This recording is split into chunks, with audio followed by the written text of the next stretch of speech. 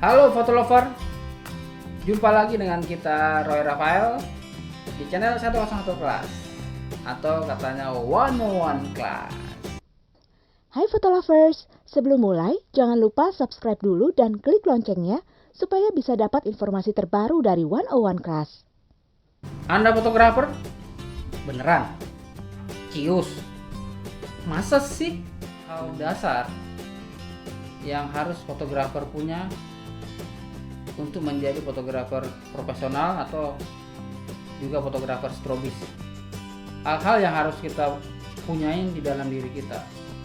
Ya kalau kita bicara secara teknis sih tinggal beli alat, tinggal beli, tapi kita bahas dari sisi yang lain. Apa yang membuat kita tetap kreatif, apa yang membuat kita tetap punya motivasi, spirit. Sobat fotografi dan foto lover, kita mulai dengan mengisi hari-hari kita dengan kehidupan berjalan seperti biasanya, dan kemudian sampai suatu saat kita minat dalam satu bidang, yaitu fotografi. Fotografi buat saya bukan hanya sekedar bisa potret memotret, foto memfoto, tapi lebih dari itu. Fotografi menurut mata filosofi saya itu adalah fotografi. Fotografi yang bukan hanya melulu dengan gear dan hanya alat-alat dan alat, tapi di balik itu kita semua punya simbiosis antara sesama manusia, karena kita adalah makhluk sosial. Ya intinya gini, kalaupun lu punya foto bagus, kalau lu nggak suka sama gua, lu bilang aja foto lu jelek, itu lu nggak bagus. Jadi kita bicara dari dua sisi nanti. Yang pertama dari sisi pribadi, kepribadian kita sendiri dan efek-efek lainnya. Yang kedua kita dari alat sendiri. Jadi kita belajar dari beberapa sisi. Ketika teman-teman sudah mulai belajar fotografi, pasti itu ada suatu proses namanya, wah dulu gua belum punya kamera, sekarang punya kamera, jadi beli kamera ya. Jadi itu ada suatu proses yang terjadi perubahan-perubahan di dalam diri teman-teman, sehingga tanpa sadar kita mengadakan di situ proses belajar namanya. Sebagai fotografer kita harus bisa belajar dari dalam diri kita sendiri ya. Jadi kita nggak harus terpaku dengan orang lain, nggak harus terpaku dengan teman-teman. Jadi kalaupun itu teman, kita belajar bareng. Jangan anggap teman itu adalah, wah itu saingan gua tuh, itu musuh gua, nanti kalau gua ajarin bisnis gua akan turun, jadi lari ke, jadi semua rezeki gua lari ke dia. Enggak. Jadi kita harus melatih sesuatu yang baru dari diri kita supaya kita bisa berkembang, supaya kita maju.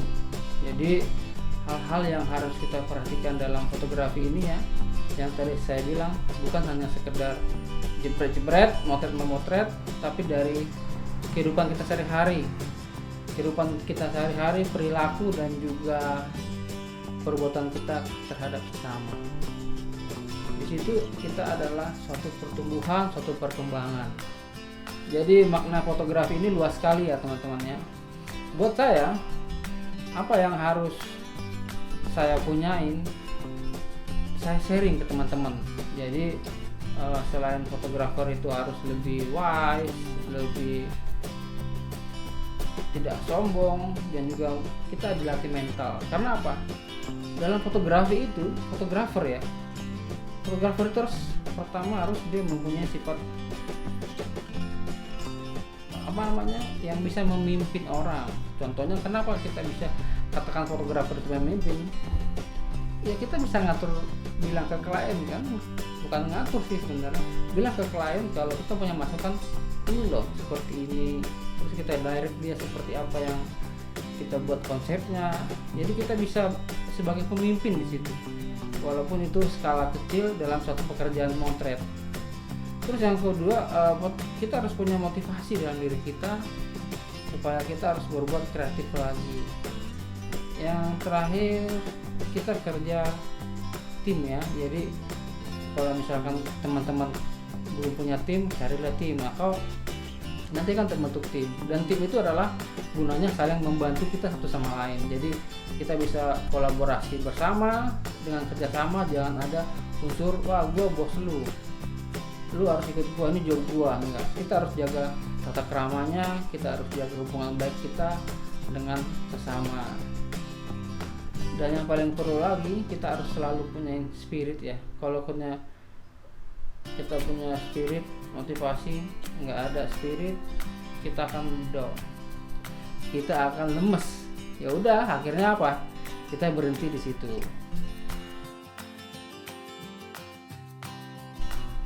Ya, sekarang kita bahas apa sih hal yang perlu kita ketahui, yang perlu kita tanamkan dalam diri kita untuk belajar fotografi itu. Yang pertama, di dalam diri kita harus mempunyai rasa keingintahuan, kepo dalam bidang fotografi. Teman-teman bisa cari sesuatu referensi tentang siapa fotografer yang disukai, tentang jenis genre apa fotografi yang teman-teman minatin. Teman-teman cari, kepo, siapa ya yang gue inspirasiin. Nah, kalau gue, inspirasi gue ada Om Darwis, ada Om Arben, ada juga yang lain-lain luar Scott Kelby, ada David Hobby. Itu inspirasi saya, keingintahuan saya gimana sih mereka bikin foto bagus gitu, inspirasinya apa sih yang mereka bikinin gitu. Jadi kita ikutin, karena perilaku bisnis, perilaku foto ini cuman copycat, copy, kita ngikutin, nggak ada hal-hal yang baru. Jadi kita bisa membaca buku, internet, kita cari mengenai fotografi. Jadi kita interest dulu ya. Jadi itu kita cari, kita kepoin terus. Yang kedua, kita harus punya tadi motivasi dan spirit. Kita harus punya kreasi dan juga spirit. Karena nggak ada itu, pasti kita lemas, langsung stop di jalan ya. Motivasi tadi sama spirit supaya kita semangat terus cari duitnya ya. Karena fotografer ini bekerja berdasarkan order. Itu kalau kita bisnis sendiri. Tapi kalau fotografer yang kerja di instansi atau perusahaan itu bekerja sesuai dengan prosedur di kantornya. Jadi semua masing-masing profesi itu sama. Jadi tinggal kita, ada yang juga fotografer itu sambil kerja sambil motret. Jadi kalau Sabtu Minggu libur dia motret. Jadi beda-beda ya. Jadi yang paling survive adalah fotografer yang bisnis sendiri, yang hidup di situ, yang mencari uang di situ buat makanan sehari-hari. Itu yang lebih survive karena dia sudah komitmen untuk menjadi fotografer 100% di dalam hidupnya. Ketiga, kita bisa melatih kesabaran ya. Kesabaran dalam arti dalam tahap kita belajar motret atau mencari klien dan belum mendapatkan klien, kita harus sabar. Jangan langsung down. Jadi kita harus sabar belajarnya, sabar, semuanya sabar lah. Jadi fotografer itu harus ekstra sabar ya. Sabar bukan berarti kita enggak bekerja dan diam di tempat. Kita harus sabar melihat prosesnya yang terjadi dalam diri kita sendiri dan juga dalam lingkungan kita. Yang keempat, kita cari referensi. Yang tadi saya katakan referensi. Kita bicara yang kelima ini. Kita harus kreatif dalam menciptakan ide, kreatif dalam imajinasi foto, kreatif dalam menjual. Kita kreatif dalam membuat gambar. Dari ide, referensi tadi kan, dari kita dapat referensi terus kita kreatif. Di dalam kreatif itu pasti klien akan suka sama kita. Semakin kita berkreatif, hati kita semakin senang, semakin gembira ya. Tanpa ada ya sedih. Aduh, kalau kita sedih, kita nggak akan bisa kreatif seperti sekarang ini. Kita harus semangat, kita harus eksis terus dalam dunia fotografi, dalam belajarnya dan juga buat memacu motivasi kita ya. Kita lakukan terus sehingga langkah ke-6 kita akan menjadi konsisten. Contohnya konsisten apa? Kita belajar tadi, cari referensi terus kita lakukan foto yang sama. Dalam arti gini, bukan capture yang sama ya, melakukan foto itu sama. Dalam arti gini, dalam satu pemotretan gue males, gue cuma bawa kamera doang, kamera sekarang udah canggih-canggih, motret tanpa flash aja udah bagus kok. Ntar tinggal diedit. Ya, sudah mulai motivasinya turun tuh. Itu ciri-cirinya tuh. Fotografer sudah memiliki motivasi turun. Jadi, misalkan teman-teman motret dengan flash atau dengan strobis, lakukanlah itu dengan strobis terus. Lakukan terus, konsisten. Maka foto kita akan memiliki gambar yang berkarakter, gambar yang semua orang nggak bisa punya gitu loh. Karena setiap kita lakukan kita konsisten. Ini gua harus bagus. Karena apa? Kita bikin konsisten karena kita dibayar oleh klien, itu contohnya. Tapi sebenarnya walaupun kita dibayar, itu bukan buat kliennya, tapi buat portofolio kita. Kan kita udah ngerjain ini loh. Kita dibayar untuk mengerjakan sesuatu yang itu notabene buat kita sebenarnya. Walaupun nanti hasil lagi kita kasih buat keperluan klien. Tapi tanpa kita sadarin, itu sudah menjadi portofolio kita. Yang kemudian yang ketujuh, kita harus percaya diri ya. Ya, percaya diri akan sesuatu apa yang kita kerjakan. Kita harus percaya itu, kita harus buat diri kita, gue pede nih, gue bisa nih ngerjain kerjaan ini. Dan gue nggak akan lewatkan kesempatan yang bagus ini, gue akan dapatin.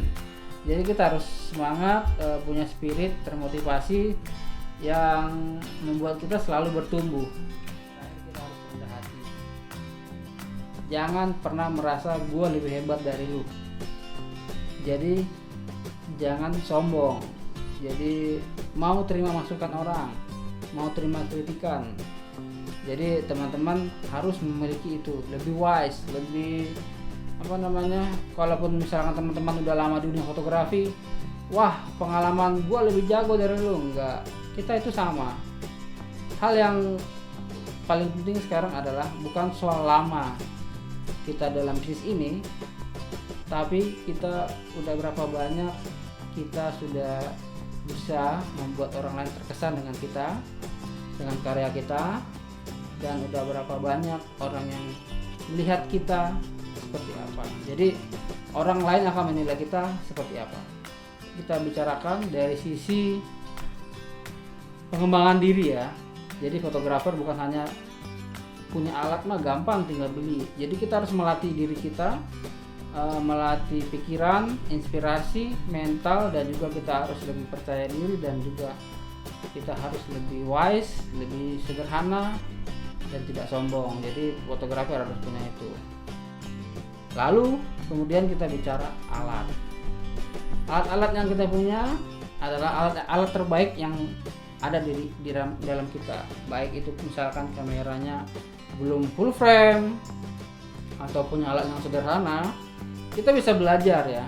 Belajar dengan alat-alat sederhana yang kita punya, kita maksimalin tuh alatnya. Jadi alat sederhana yang harus kita punya dalam fotografi itu, khususnya jika teman-teman ingin menguasai strobis, nggak usah beli yang mahal-mahal dulu.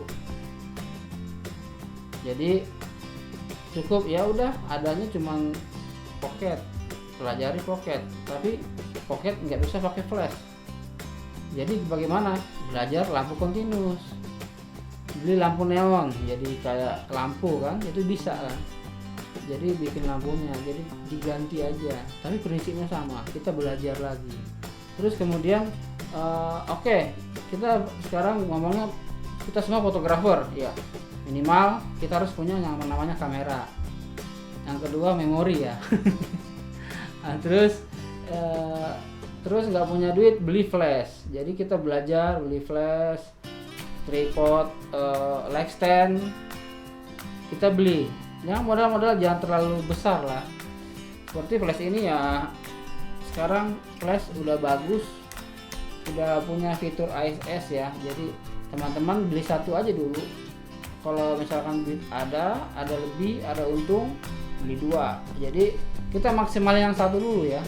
Baru kita beli triggernya. Udah ada trigger sekarang, udah semua udah ada trigger. Jadi flash langsung dijual dengan triggernya satu pasang. Kalau dulu jenis trigger yang lama, jadi ada trigger, ada flash, ada transmitter, jadi semuanya dibeli terpisah. Kalau sekarang dengan teknologi sekarang, satu flash langsung ada triggernya. Jadi teman-teman bisa irit banyak ya untuk alat-alat itu. Nah, kalau sudah alat-alat ngapain? Yang tadi kita belajar ngapain? Belajar motret.